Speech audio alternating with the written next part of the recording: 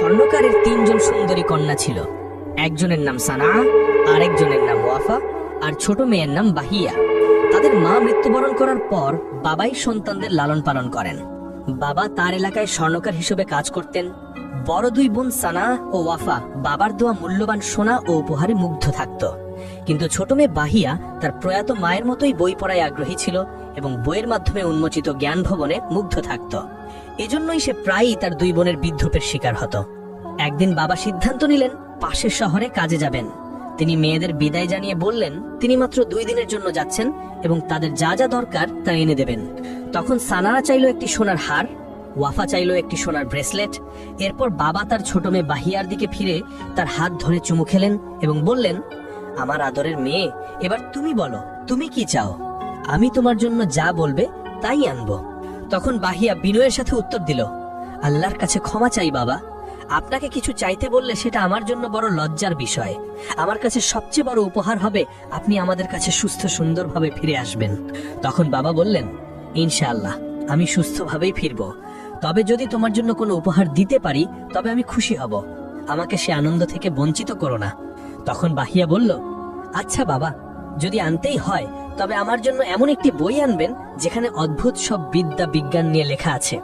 এটা শুনে বাবা বললেন, আবারও বই? ঠিক আছে, যদি এটা তোমাকে আনন্দ দেয় আমি অবশ্যই আনব। আসলে বাহিয়ার জন্মের সময়ই তার মা মারা যান, তাই বাবা এই মেয়ের নাম রেখেছিলেন মায়ের নামে, বাহিয়া। আর বাহিয়া তার মায়ের মতো দেখতে হয়েছিল এবং স্বভাবেও মায়ের মতো ছিল, যা বড় দুই বোনের মধ্যে ছিল না। যাই হোক, তারপর বাবা যখন শহরের পথে বের হলেন তিনি জানতেন না যে কেউ তাকে গোপনে লক্ষ্য করছে। আর সেই নারী হলো জালিলা, যে কয়েক সপ্তাহ ধরে সুযোগের অপেক্ষায় ছিল। তার মনে ছিল এক শয়তানি পরিকল্পনা। আসলে সে গোপনে জাদুটোনা ও কালো জাদু চর্চা করত।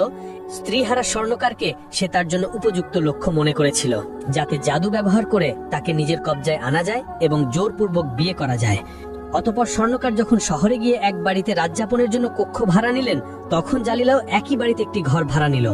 রাতে সবাই ঘুমিয়ে পড়লে সে তার ঘরে জাদুটোনার আচার শুরু করে এবং এক শক্তিশালী জিনকে আহ্বান করে। সেই জিন স্বর্ণকারের শরীর দখল করে নেয় এবং তাকে নিজের নিয়ন্ত্রণে নিয়ে অদ্ভুত সব কাজ করাতে থাকে। তাই পরদিন সকালে স্বর্ণকার জালিলার সাথে দেখা করলেন এবং অদ্ভুতভাবে তার প্রতি আকৃষ্ট হয়ে মিষ্টি কথায় কথা বললেন, যেন বহুদিন ধরে তাকে চেনেন। ফলে অল্প সময়ের মধ্যেই তিনি জালিলাকে বিয়ের প্রস্তাব দিলেন। সাথে সাথে তারা একজন কাজীর কাছে গিয়ে বিয়ে সম্পন্ন করলেন।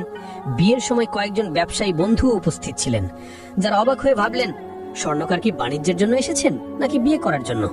অতঃপর 2 দিন পর তারা ফিরে যাওয়ার জন্য প্রস্তুত হলেন। কিন্তু ব্যস্ততা ও নতুন পরিস্থিতির মধ্যেও স্বর্ণকার ভুলে যাননি বাহিয়ার চাওয়া বইটির কথা। মাঝে মাঝে তার স্বাভাবিক জ্ঞান ফিরে আসতো, তখন তিনি সবচেয়ে জরুরি কাজটি করতেন। সেই অবস্থাতেই তিনি বইটি কিনে নিলেন। অতঃপর বাড়ি ফিরে এসে তিনি তার নতুন স্ত্রীকে ঘরে আনলেন। মেয়েরা বিস্মিত হলেও বড় দুই বোন সানা ও ওয়াফা বাবাকে উপহারের জন্য জিজ্ঞাসা করল।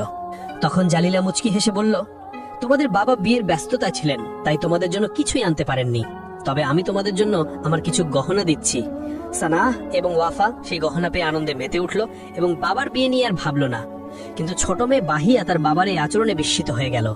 তার দুশ্চিন্তা হলো কেন বাবা এমন আচরণ করছেন।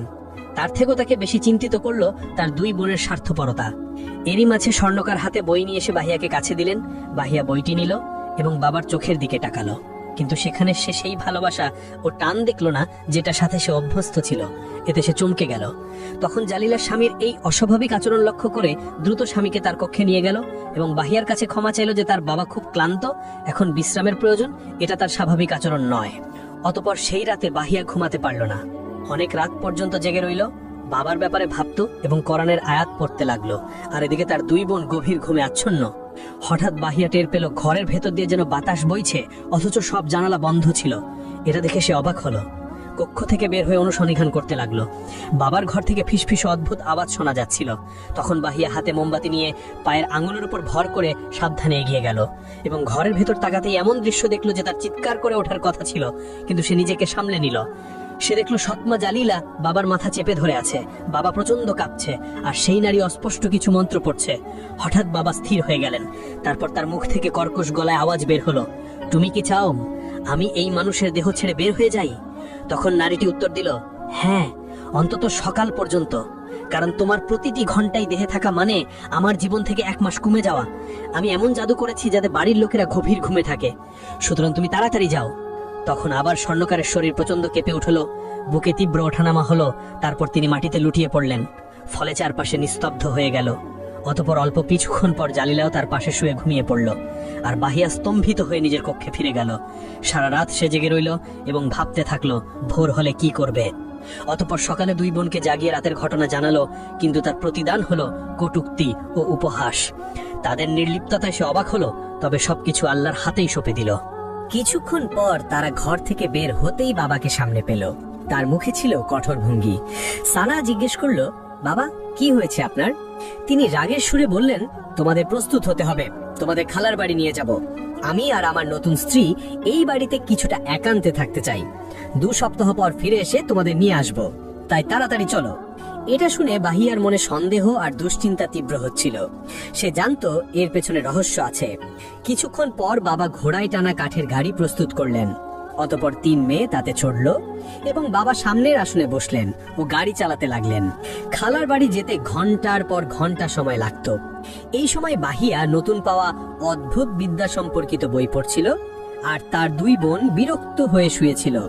তখন বাহিয়া একটু পর্দা সরিয়ে বাইরে তাকালো, ফলে বুঝলো তারা অনেকটা পথ পেরিয়ে অনুর্বর মরুভূমিতে চলে এসছে। অতপর হঠাৎ গাড়ি থেমে গেল। চারপাশ লাল মাটির বিশাল ভূমি। বাবা নেমে ঘোড়াকে গাড়ি থেকে খুলে নিলেন। মেয়েদের বিস্ময়ের মাঝে ফেলে তিনি ঘোড়ায় চড়ে সোজা ফিরে গেলেন। মেয়েরা চিৎকার করলো, ডাকলো, কিন্তু বাবা কোনো সাড়া দিলেন না। কিছু মিনিট কেটে গেল, আর 3 বোন স্তব্ধ হয়ে রইল।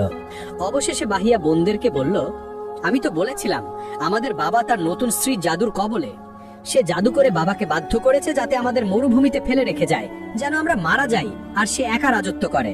তখন ওয়াফা বলল, তুমি ঠিক বলেছো বাহিয়া, কিন্তু এখন আমরা কি করব? আমরা তো একা পড়ে গেছি, রাতও ঘনিয়ে আসছে। অতপর তারা গাড়িতেই বসে রইল, আশা করলো হয়তো কোনো পথিক আসবে। কিন্তু রাত নেমে এলো। তখন তারা কাঁদতে লাগলো, আল্লাহর কাছে দোয়া করতে লাগলো যেন তিনি তাদের রক্ষা করেন। হঠাৎ কাছেই নেকড়ের ডাক শোনা গেল। বাইরে তাকালো, দেখলো পুরো একটি নেকড়ের দল গাড়ির সামনে জড়ো হয়েছে। ভয় 2 বোন সানা আর ওয়াফা একে অপরকে আঁকড়ে ধরে শাহাদাত পড়তে লাগলো। কিন্তু বাহিয়া দৃঢ় কণ্ঠে বলল, আমরা হাল ছাড়তে পারি না, লড়াই করতে হবে সর্বশক্তি দিয়ে। সেই জাদুকরী ডাইনির কাছে ফিরে গিয়ে তাকে শিক্ষা দিতে হবে। তখন সানা ভয় বলল, কিন্তু আমরা কি করব? তখন বাহিয়া পকেট থেকে একটি দেশলাইয়ের বাক্স বের করে বলল, আগুন জ্বালাতে হবে, এসো আমাকে সাহায্য করো। অতপর বাহিয়া গাড়ির কাঠের তক্তা ভেঙে ফেলল। এতে 2 বোনও সাহায্য করলো। তারপর সেই কাঠ জ্বালাতে শুরু করলো। গাড়ির চারপাশ ঘিরে দাঁড়ানো নেকড়েরা আক্রমণ করতে উদ্যত ছিল, কিন্তু আগুনের শিখা দেখে তারা পিছু হটল। তখন 3 বোন আরো কাঠ ভেঙে আগুন জ্বালাতে থাকলো। শেষ পর্যন্ত পুরো গাড়িটাই ভেঙে ফেললো। জ্বলন্ত কাঠ দিয়ে আগুনের বৃত্ত বানালো। তারা মাঝখানে দাঁড়িয়ে নেকড়ের হাত থেকে বাঁচার চেষ্টা করলো। কয়েক ঘন্টা এইভাবে কেটে গেল। নেকড়েরা বাইরে দাঁড়িয়ে রইল যেন আগুন নিভে যাওয়ার অপেক্ষায়। অবশেষে শেষ শিখাটিও ম্লান হয়ে এলো। তখন ক্লান্ত 3 বোন মাটিতে লুটিয়ে পড়ল, কান্নায় ভেঙে পড়ল, একে অপরকে জড়িয়ে ধরল। হতাশায় তারা নিজেদের জীবন আর আত্মা আল্লাহর হাতে সঁপে দিল, কারণ আর কিছু করার মতো শক্তি তাদের হাতে অবশিষ্ট ছিল না। তারপর নেকড়েগুলো দাঁত আর নখ বের করে শিকার ছেড়ে ফেলার জন্য প্রস্তুত হলো। ঠিক সেই সময় রাতের নীরবতা ভেদ করে বন্দুকের গুলির শব্দ শোনা গেল।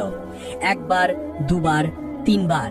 একটি নেকড়ে মরে পড়ে গেল, আর বাকিরা ভয়ে পালিয়ে গেল। তারপর ঘোড়ার পিছে বন্দুক হাতে 2 জন মানুষ এগিয়ে এলো। বড়জন বলল, আমি হাতেম, আর এই আমার ছেলে ফাওয়াজ। আমরা একসাথে ভ্রমণ করছিলাম, দূর থেকে আগুন দেখেছিলাম, তাই বিষয়টা খতিয়ে দেখতে এসেছি। তোমরা কি ঠিক আছো? তখন বাহিয়া উঠে দাঁড়িয়ে বলল, আলহামদুলিল্লাহ, আপনাদের ধন্যবাদ। যদি আপনারা না আসতেন তাহলে আজই আমরা শেষ হয়ে যেতাম। তখন লোকটা অবাক হয়ে বলল, কিন্তু আমি বিস্মিত, 3টে মেয়ে এই মরুভূমিতে কি করছে?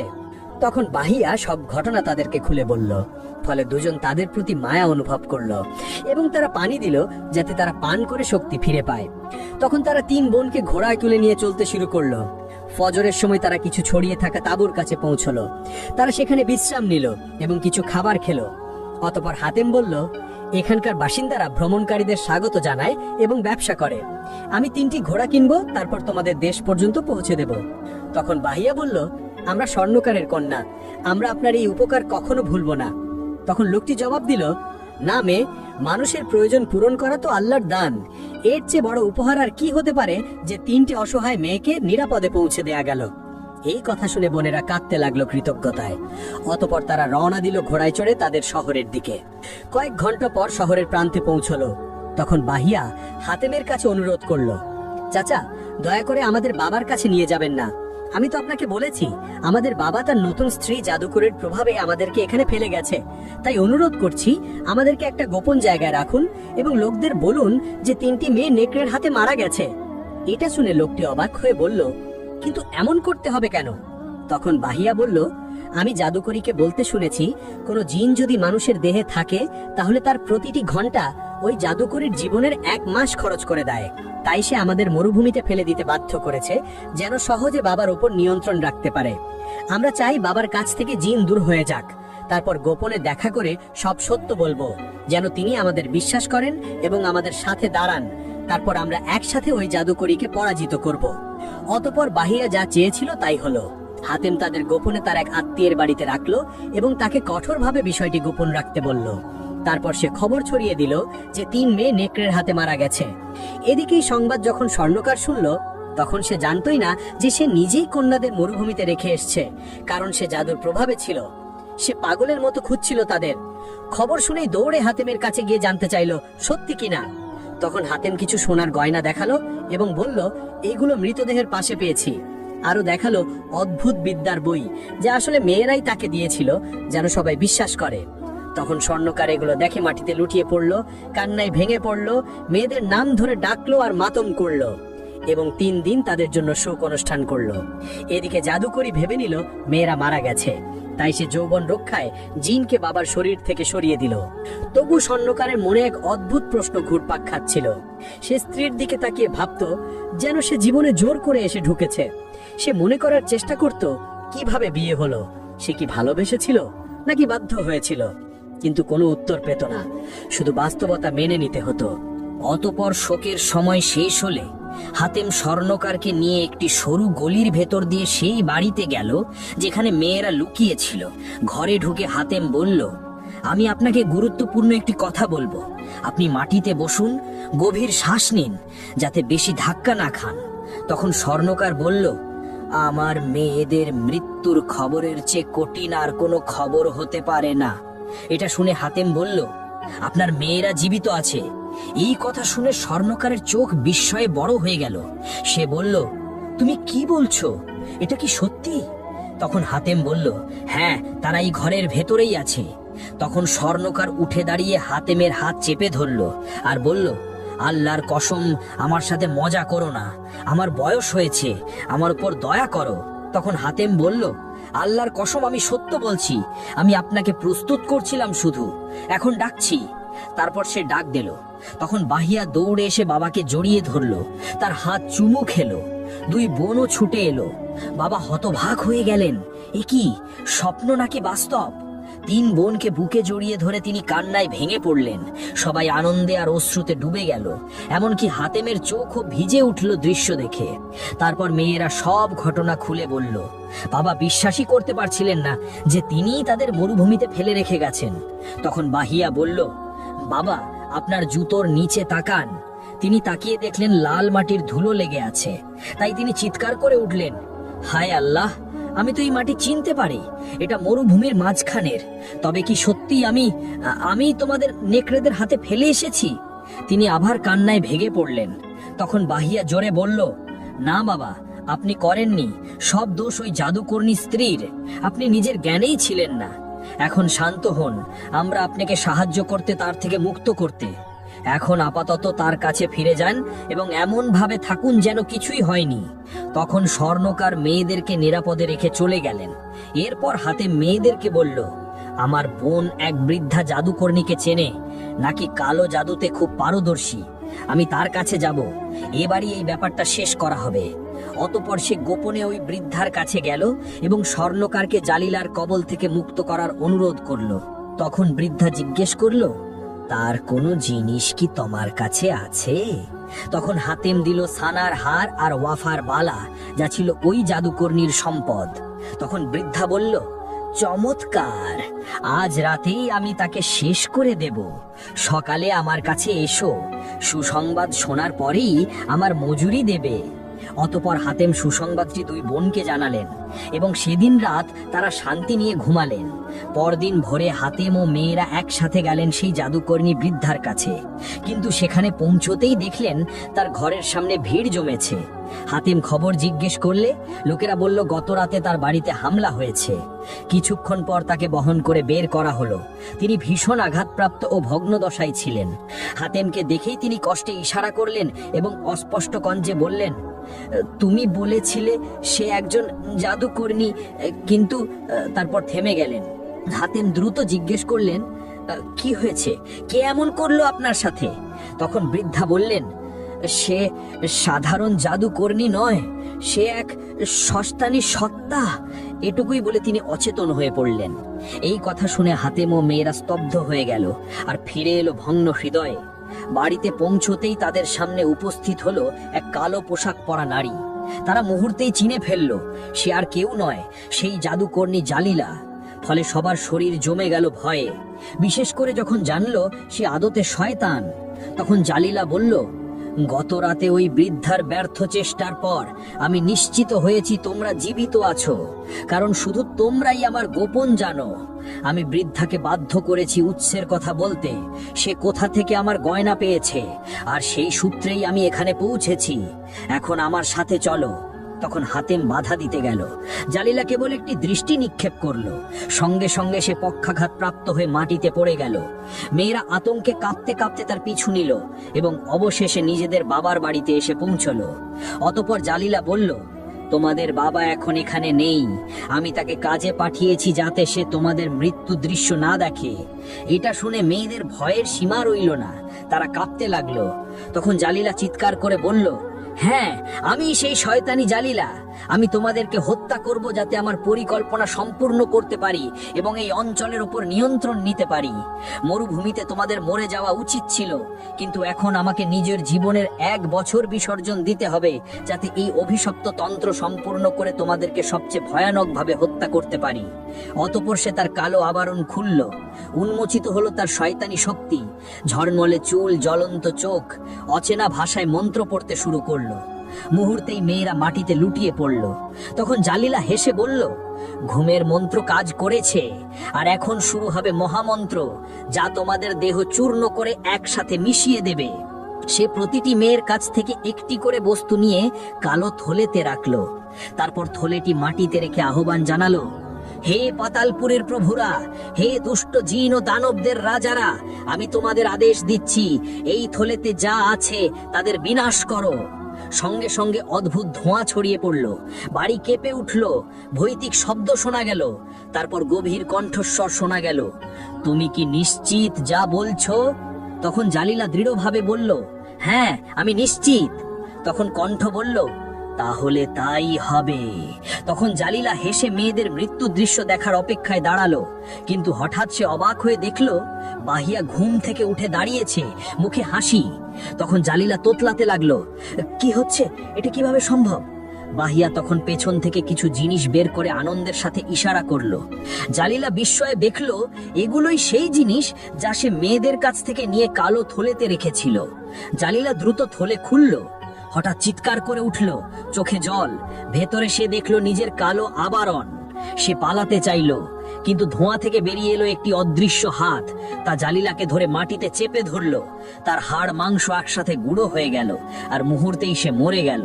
অতঃপর হাতটিও অদৃশ্য হয়ে গেল, সঙ্গে জালিলার লাশটিও অদৃশ্য হয়ে গেল। জালিলার মৃত্যু হতেই তার সব তন্ত্রমন্ত্র শেষ হয়ে গেল। সানা আর ওয়াফা ঘুম থেকে জেগে উঠল, হতভম্ব হয়ে জিজ্ঞেস করতে লাগলো, কি হয়েছে? এমন সময় দরজায় কড়া পড়ল। বাহিয়া দরজা খুলতেই দেখলো তার বাবা ও হাতিম দাঁড়িয়ে আছেন। সে বাবাকে জড়িয়ে ধরে কাঁদতে কাঁদতে বলল, সব শেষ হয়েছে, আমরা আবার এক পরিবার। সেদিন রাতে স্বর্ণকারের বাড়িতে আনন্দের উৎসব হলো। সবাই খুশি হলো বাহিয়ার বিজয়, যে দুষ্ট শক্তি জলিলা জাদুকরীকে পরাজিত করেছিল। পরে বাহিয়া পুরো ঘটনাটি ব্যাখ্যা করল। সেদিন রাতে যখন আমি তার গোপন শুনলাম, তখন থেকেই কোরআনের সূরা ইয়াসিন, ওয়াকিয়া, মুলুক এবং মুআউযিজাতিন অর্থাৎ ফালাক ও নাস পড়তে থাকি।